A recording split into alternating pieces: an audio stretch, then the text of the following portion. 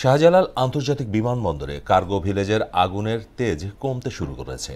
এটি নিয়ন্ত্রণে কাজ করছে সেনা, নৌ ও বিমান বাহিনী সহ ফায়ার সার্ভিসের ৩৭টি ইউনিট।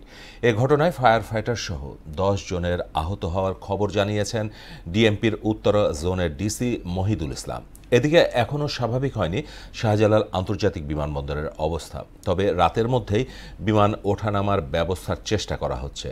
ওবায়দুল হক মারুফ ও রাজীব আহমেদের প্রতিবেদন, জানাচ্ছেন মনিরুল ইসলাম।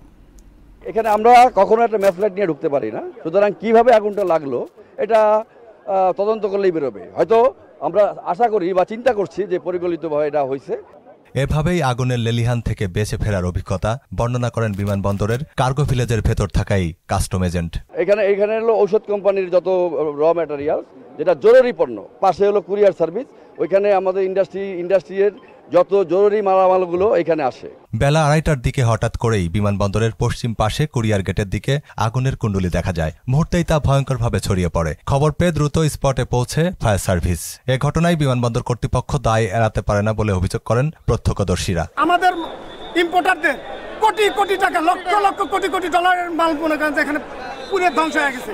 এখন আমাদের আর ইম্পোর্টারদের সান্ত্বনা দেওয়ার কিছু নেই, আমাদের সান্ত্বনা দেওয়ার কিছু নেই। কেউ এটা নিয়ন্ত্রণে নেওয়ার কোনো ব্যবস্থা করে নাই, সবাই দৌড়ে বেরোয় গেছে। এই জন্য ১০-১৫ মিনিটের ভিতরে সব ছড়াই গেছে। ফায়ার সার্ভিসের নিয়ন্ত্রণ কক্ষ জানায় প্রাথমিকভাবে ৫ ইউনিট আগুন নিয়ন্ত্রণের চেষ্টা করে। পর্যায়ক্রমে ১৩ স্টেশনের ৩৭টি ইউনিট এতে যোগ দেয়। কার্গো সেকশনের পাশের অংশে আগুন নেভাতে ফায়ার সার্ভিসের সঙ্গে যোগ দেয় সেনা, নৌ ও বিমান বাহিনী। ঘটনাস্থলে আমদানি করা পণ্য মজুদ রয়েছে বলে জানা গেছে।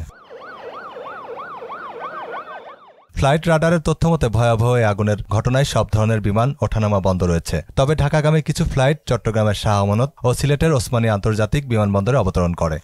বেশ উৎসুক জনতা রয়েছে, বা সবাই সুশৃঙ্খল আছে এবং পুলিশ আমরা খুব নিয়ন্ত্রণ রেখে আইন শৃঙ্খলা এখানে খুবই স্বাভাবিক বা সুন্দর আছে। রোডও আমাদের খুবই সুশৃঙ্খল রয়েছে এবং আমাদের উদ্ধার কাজটা আমাদের সকলের সংযোজিত আনসারও এখানে আছে। সকলে মিলে এখানকার পরিবেশ উদ্ধার কাজটা খুব সুশৃঙ্খলভাবে হচ্ছে। আগুন নিয়ন্ত্রণ কার্যক্রমে সহায়তার পাশাপাশি ট্রাফিক নিয়ন্ত্রণে কাজ করছে পুলিশ। শেষ খবর পর্যন্ত এ ঘটনায় ফায়ার ফাইটার সহ ১০ জন আহত হয়েছে বলেও জানান তিনি। কুর্মিটোলা হসপিটালে নিয়ে গেছে, হয়তো সিএমএসিও নিয়ে গেছে। কুর্মিটোলা হসপিটালে 10 জন আহত রয়েছে, আমরা এটা শুনেছি।